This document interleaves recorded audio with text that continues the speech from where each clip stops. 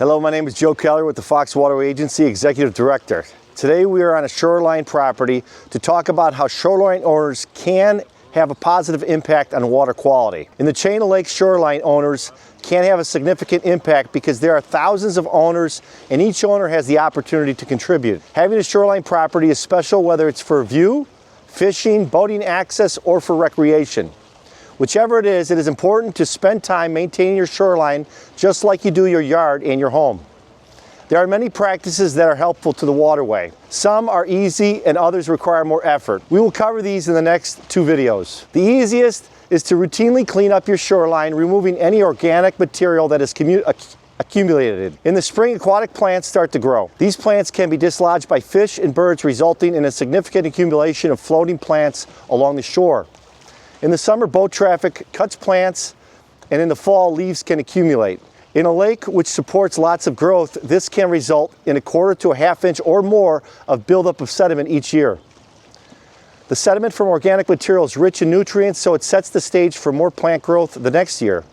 This ongoing cycle is the aging process of a lake and is called eutrophication. You can slow this process simply by removing the material and either composting it or putting it out with your yard waste once it is dried out.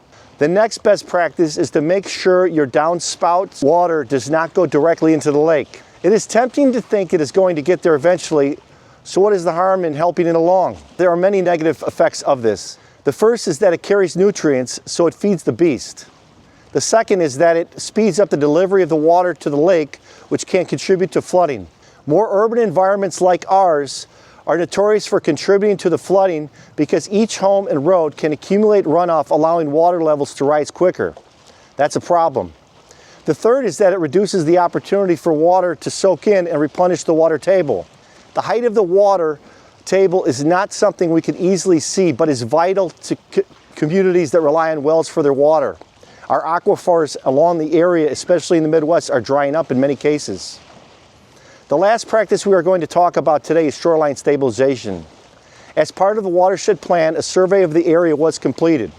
This showed that over 50% of the shoreline identified is not adequately protected.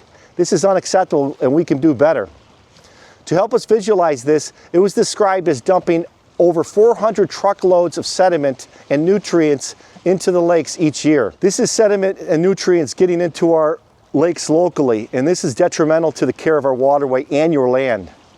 If your shoreline is eroding, check out our presentation on shoreline stabilization at the Fox Waterway Agency's resource page. If there are areas around you which there is erosion, share this information so others learn how important shoreline stabilization is to water quality. The Fox Water Agency is working with the Illinois Department of Natural Resource and the Lake County Forest Reserves to develop plans for shorelines they own that are also eroding. Looking out over the water with a cup of coffee in the morning is a wonderful experience. Walking down to the water and putting your feet, dipping your toes in the water adds that experience if that's what you like. Your actions can improve or deteriorate the water quality. So set aside needed time to care for your shoreline so you can be a part of the solution and not the problem. And please, don't forget to subscribe to our YouTube channel.